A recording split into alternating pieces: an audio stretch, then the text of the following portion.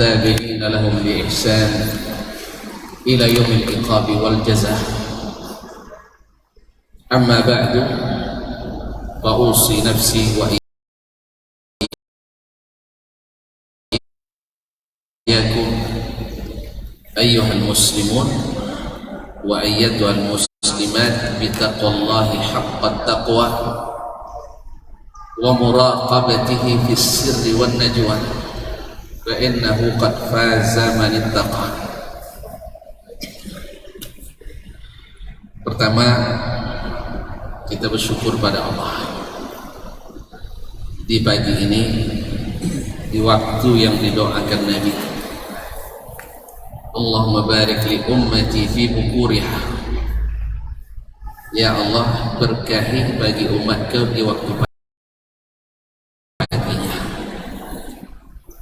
Kita melaksanakan suatu akad nikah yang juga doanya barakallahu laka wa baraka alaik wa jama'a bainakum.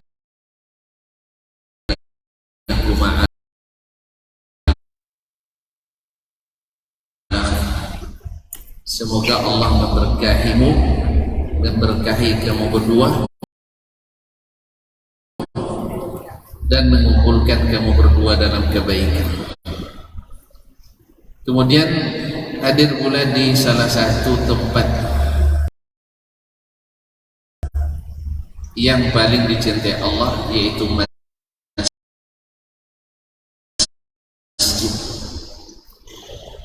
yang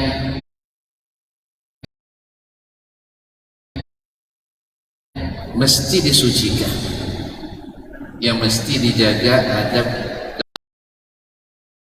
dan kesopanan di dalamnya, karena dia setengah agama. Mudah-mudahan kepada saudaraku yang baru menikah dan saudariku yang juga baru jadi istri, Allah berikan keberkahan itu. Allah mudahkan untuk melaksanakannya dengan sebaik-baiknya. Yang saya muliakan Bapak Dr. Sudirman MAG sebagai Kepala Kantor Urusan Agama Kecamatan Bangkinang Kota, yang pada hari ini menjadi penghulu di akad nikah ini.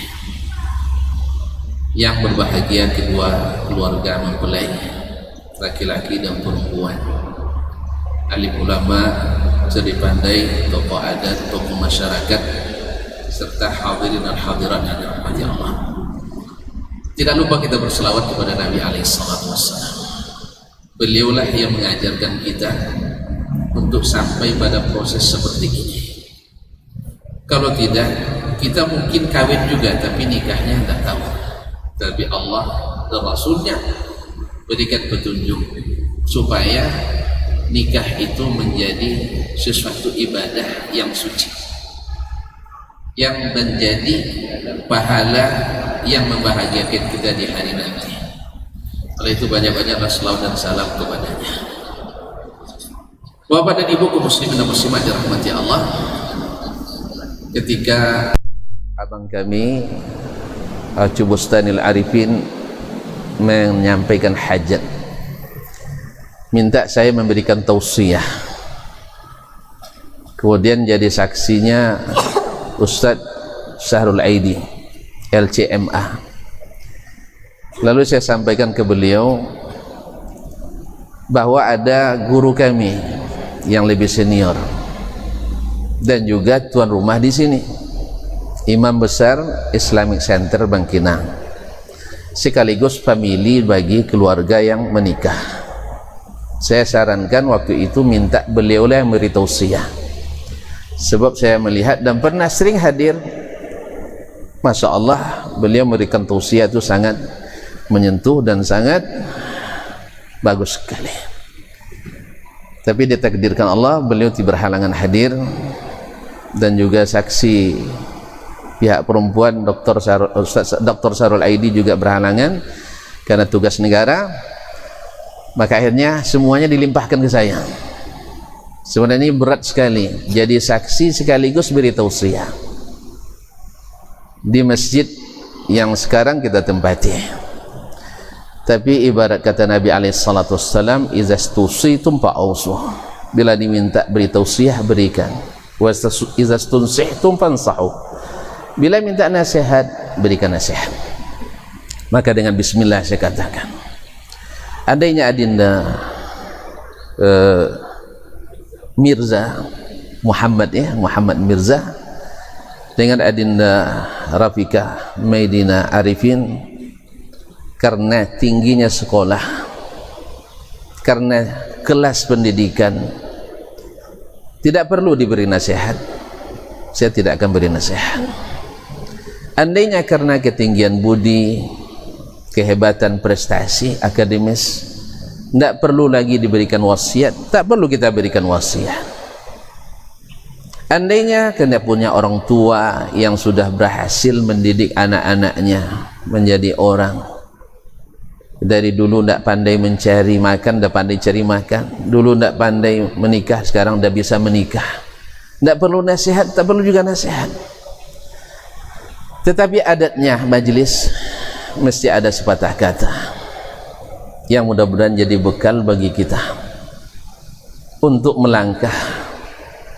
Jangankan yang baru menikah, yang sudah lama menikah pun perlu diberikan siraman-siraman. Ibarat pohon, bukan hanya yang baru ditanam mesti disiram, yang sudah berbuah, yang sudah meranggas pun mesti disiram.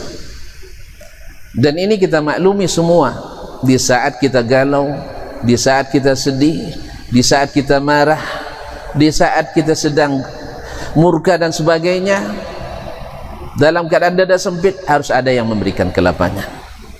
Dan tidak ada yang lebih daripada itu kecuali kalimat yang Allah turunkan dalam Al-Quran atau hadis yang disabdakan oleh Sayyiduna Muhammad sallallahu alaihi wasallam. Oleh itu maka dalam waktu beberapa menit, tapi bisa saja sampai 60 menit lebih, hitungnya menit saja, jangan dihitung jam, hitung menit biar tidak lama. Saya berupaya untuk sesingkat mungkin, karena maklumlah si Muhammad sudah rindu, Serafika pun sudah ingin ketemu. Maka tadi ketika disuruh panggil ke sini, saya yakin lama prosesnya di sini. Kami pun terpaksa menunggu lama nanti. Saya terus terang sekarang ini harus bolak-balik. Tadi dari sana kajian subuh, sekarang kejar ke sini, hampir tidak sempat sarapan. Terus terang saya yang lobi KUA itu lambat sedikit, karena meminjam istilah Ustaz Mawardi, daripada sakit perut daripada lebih baik terlambat sedikit. Kalau nak ada denda nanti KUK-nya denda saya.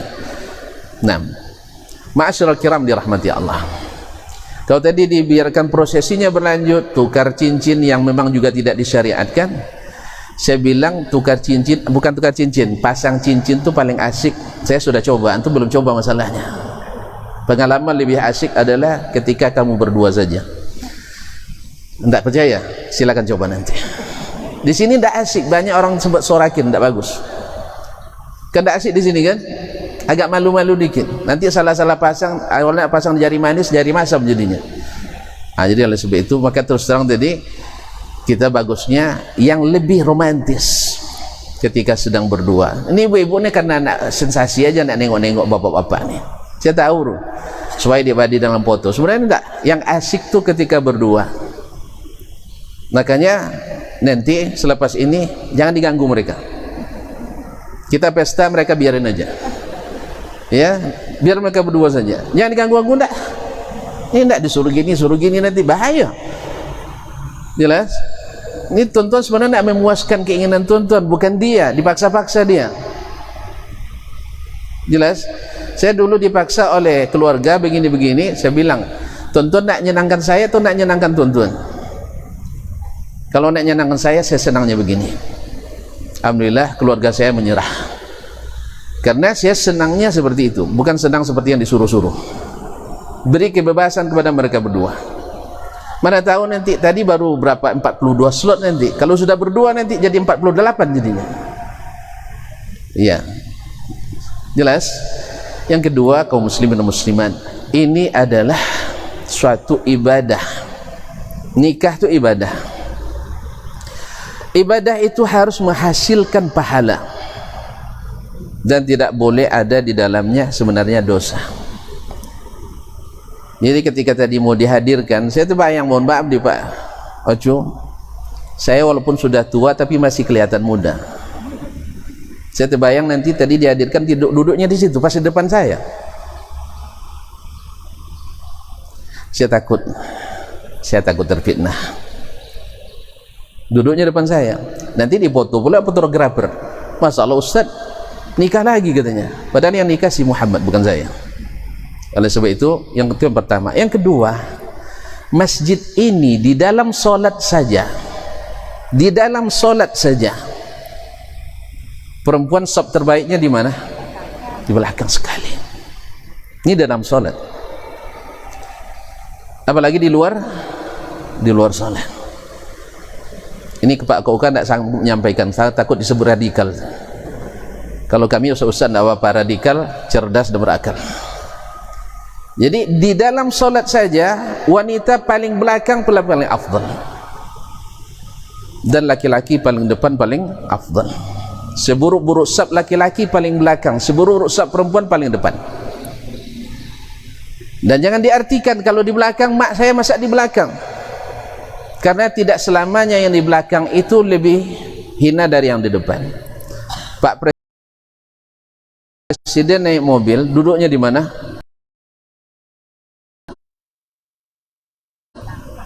Hah? Presiden, ajudannya di mana? Mana yang mulia, ajudan Pak Presiden? Ajudan, karena dia di depan. Ajudan lebih mulia secara kenyataan. Yang disambut orang presiden apa ajudannya? Presiden, alhamdulillah. Ini sudah sepakat kita. Raja duduknya di belakang, bukan depan.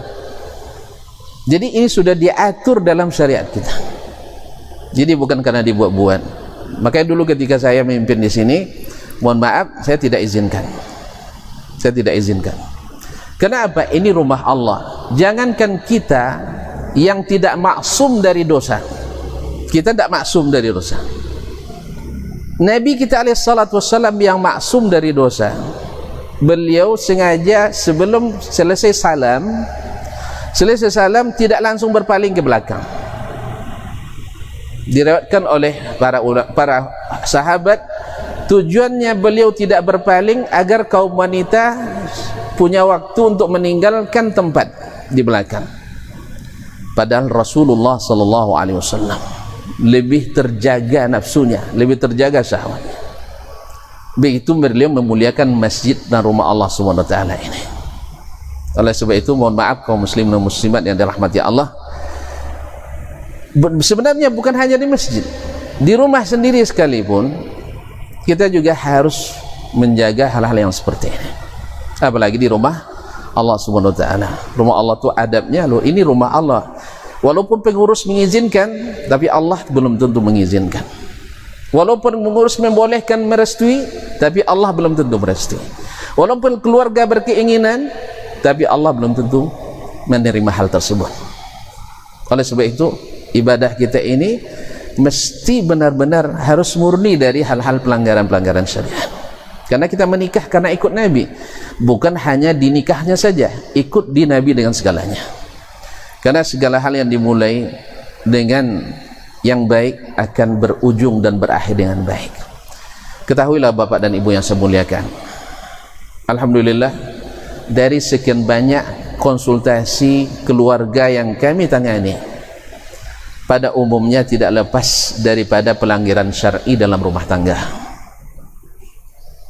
Suami yang tidak mengikuti syariat dalam bergaul dengan istrinya, atau istri yang tidak tahu menahu tentang syariat Allah dalam mengurus rumah tangga. Akhirnya terjadi sesuatu yang tidak diinginkan.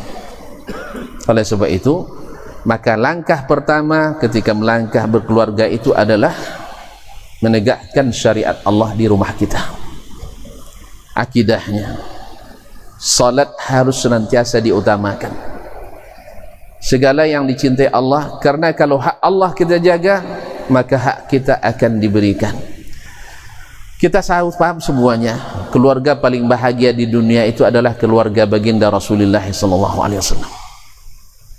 Istrinya bukan satu, istrinya apa Kak? Istri Nabi 9. Bayangkan, yang beristri satu aja kesulitan kita. Bukan bapak-bapak dan ibu-ibu, saya termasuk. Satu aja luar biasa beratnya, tapi juga luar biasa senangnya. Jadi ketika senangnya datang, ingat pula satu aja udah bahagia, apalagi dua. Tapi pas ingat susahnya, subhanallah. Tetapi begitulah rumah tangga. Oleh itu kepada adinda, rumah tangga, tahu tidak rahasia kenapa disebut rumah tangga? Dalam bahasa lain, keluarga itu disebut dengan bahtera keluarga. Yang namanya rumah tangga, pernah naik ke tangga, bisa lurus kayak patung, mesti begini-begini kita. Maka keluar dalam pepatah petitih kita singgung, ndak naik, tak geser, ndak apa lah, singgung ndak naik, tak geser, ada turun. Sebab apa? Yang berjalan tuh mesti begini. Kadang sambil membimbing istri sendiri, pegangan dengan istri, kadang begini ke istri, jatuh istri kita kadang-kadang. Makanya orang tua kita menamakannya dengan rumah tangga karena itu. Kemudian istilah lain bahtera, setenang air, setenang apapun air sungai, yang nama sampan mesti goyang. Tidak ada sampan yang tak goyang. Makanya dalam rumah tangga itu seorang kepala rumah tangga harus kokoh, tangganya harus kokoh. Laki-laki harus punya sikap yang hebat dalam rumah tangga. Dan ibu-ibu kaum wanita, istri mesti paham bahwa posisinya dalam rumah tangga bukan pemimpin, dan tidak selamanya rakyat pemimpin itu lebih afdol daripada yang dipimpin. Bisa saja yang dipimpin lebih afdol, lebih utama daripada yang pimpin, tapi hak pemimpin harus selalu diberikan. Misalnya yang jadi bupati misalnya, tidak mesti dia lebih duluan masuk surga daripada rakyat jelata, tetapi hak dia sebagai bupati wajib kita hormati, dan hak sebagai ayah mesti diberikan oleh anak-anak, walaupun anak mungkin lebih hebat dari ayahnya. Maka dalam rumah tangga, bila sistem ini tertata dengan rapi dan dipatuhi, ibaratnya sopir, ibaratnya membola ini, kiper jangan sampai maju. Bila kiper maju, banyak gol, kalah kita. Kalau memang juga nak menggolkan, oper. Itulah fungsi ibu atau pendamping rumah tangga itu, untuk menyukseskan perjalanan kita. Makanya kalau dia bahtera, nakhodah harus hebat, harus berpengalaman, harus sabar, kokoh dan tegar. Karena yang namanya perempuan, sama-sama kita ketahui, perempuan itu lebih labil dari laki-laki.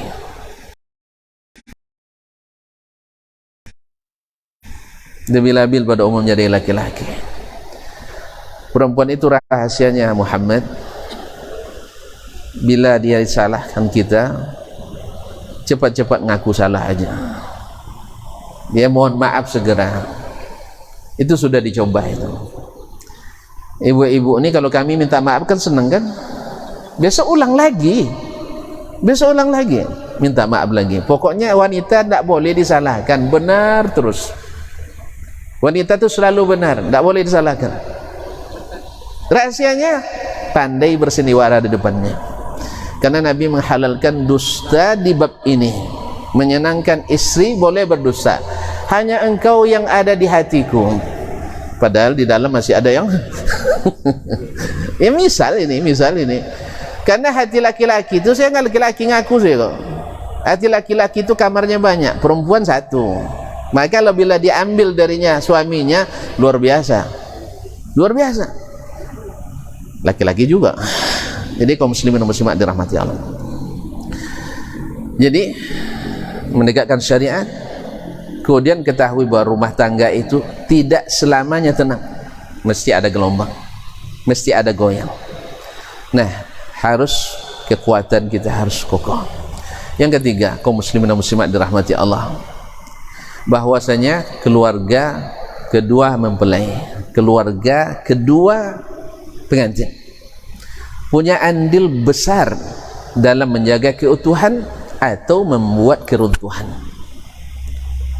Karena keluarga mereka kokoh, dan bisa karena keluarga mereka runtuh. Maka nasihat saya kepada bapak dan ibu, keluarga besar pengantin laki-laki dan perempuan, mereka baru memulai, mereka belum berpengalaman. Jangan samakan mereka dengan kita. Kadang-kadang karena sayang sama anak, bisikin ke anak hal-hal yang mustahil dilakukan oleh suaminya. Sebaliknya, keluarga suami bisikan sama istri hal-hal yang mustahil, sehingga masing-masing menuntut sesuatu yang tidak mungkin diadakan sekarang. Tidak semua orang langsung bisa melakukan. Maka disinilah perlu pembimbingan, bukan penodongan bagi pihak keluarga. Bimbing mereka. Bahkan ada yang mengatakan, bila anak perempuan kita misalnya biasa hidup mewah selama dengan ayahnya, tiba-tiba dapat suami yang tidak kita ketahui, entah dia punya pendapatan lebih, entah kurang, kita tidak tahu. Bila harus dibantu, jangan berikan pada anak perempuan kita, berikan pada suaminya, karena kita sudah percayakan kepadanya.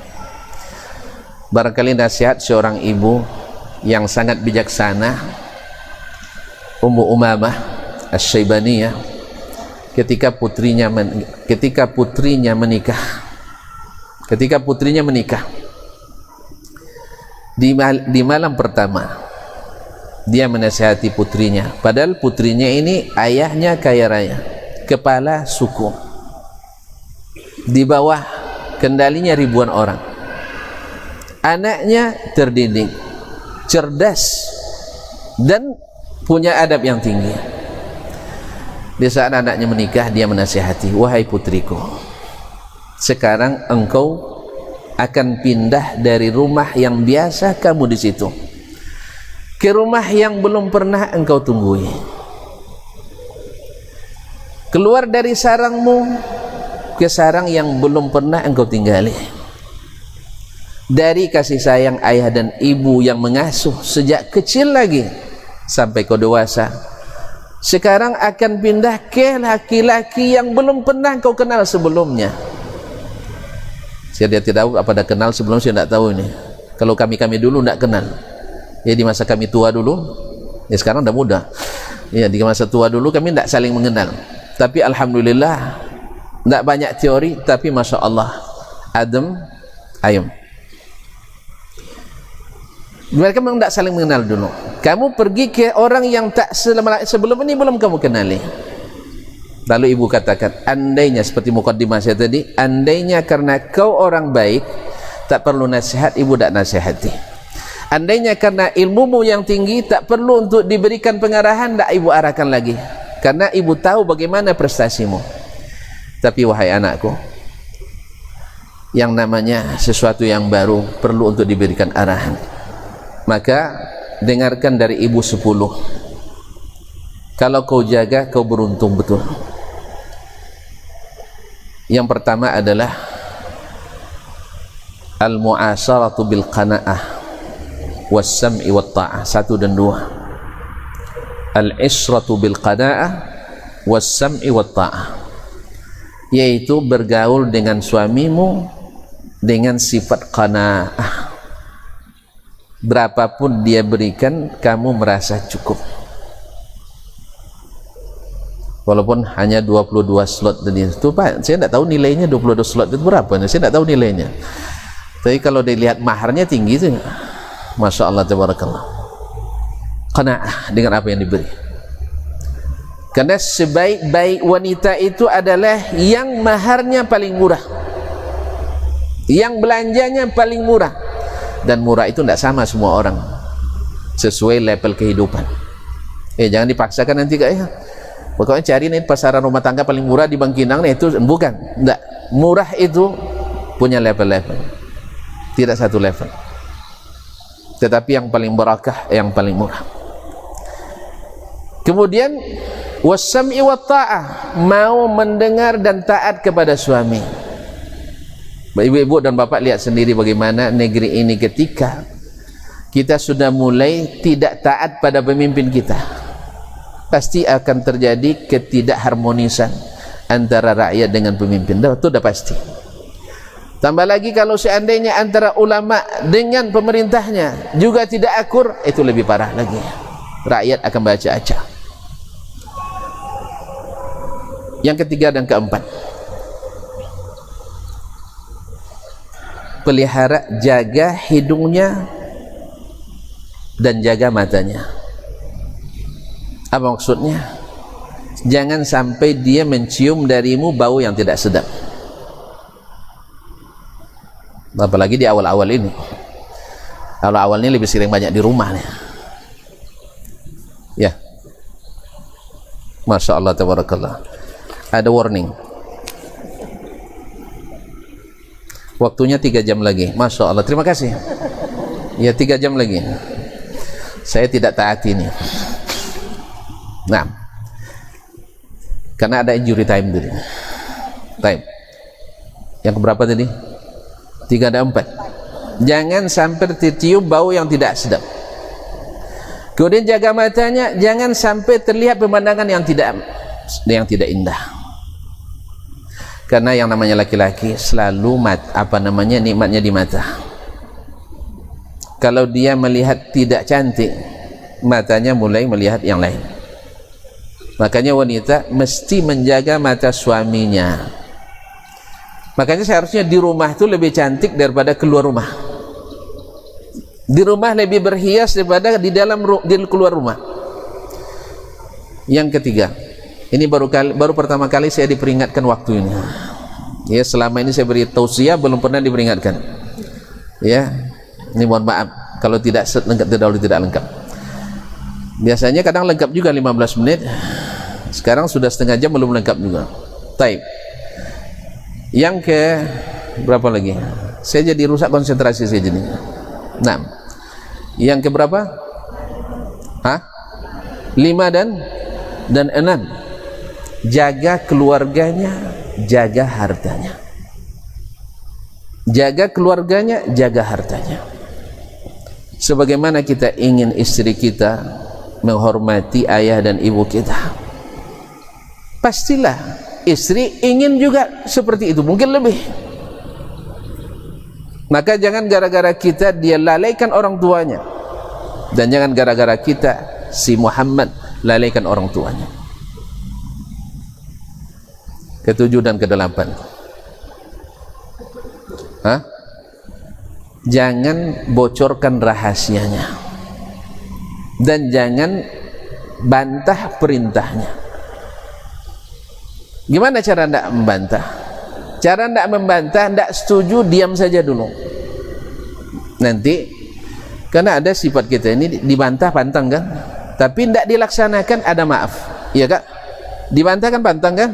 Apalagi yang sudah jadi omak-omak nih, uang tak tentu awaden omak uangnya, jangan dibantah. Tapi tidak terlaksana nanti, insya Allah ada maaf dalamnya. Tapi jangan dibantah perintahnya, dan jangan bongkar rahasianya. Karena laki-laki itu pakaian bagi perempuan, perempuan pakaian bagi laki-laki. Kalau sudah membuka-buka rahasia, berarti fungsi pakaian sudah hilang. Kunna libasul lakum wa antum libasul lahun. Baik, karena waktu sudah habis, saya tutup sampai di sini. Dan pesan terakhir, jangan lupa majelis ilmu. Jangan lupa majelis ilmu. Karena jangan, antum tamat apa dulu? Kuliahnya apa? Telekomunikasi. Bisnis. Ini bisnis ini paling banyak melalaikan kita. Tapi sekarang bisnis bisa manajer jalan-jalan, bisnis tetap jalan. Kalau manajemen dulu enggak, manajemen dulu manajer di tempat terus. Sekarang enggak, bisnis jalan, manajer jalan-jalan. Maka sebagian orang sekarang kadang menuntut, saya mimpin beberapa lembaga, mintanya saya di situ terus nonggok. Ada yang pernah bilang kalau itu bikin patung Dr. Dasman di situ, dia nonggok di situ. Enggak, Yang penting kegiatan jalan, bisnis jalan. Nah, jalan yang terbaik bagi manajer adalah di sini, di rumah Allah SWT. Kau tinggal di Bangkinang nanti jangan lupa masjid. Ini ketua kita masjid raya. Ya, ini ketuanya, ayah antum ketuanya. Pokoknya kalau tidak mau tegang dia tuh. Bawa ke masjid itu. Karena masjid adalah benteng terkuat kita untuk menjadi orang baik. Alhamdulillah, sejahat apapun orang asal tidak meninggalkan sholat, insya Allah di akhir hayatnya mudah-mudahan dimudahkan kembali. Dan itu juga pesan sampaikan ke Rapika nanti ya, ajak dia juga ngaji. Alhamdulillah. Oh cukup YouTube? Enggak, YouTube tak cukup, duduk di majelis ilmu. Terima kasih dan mohon maaf.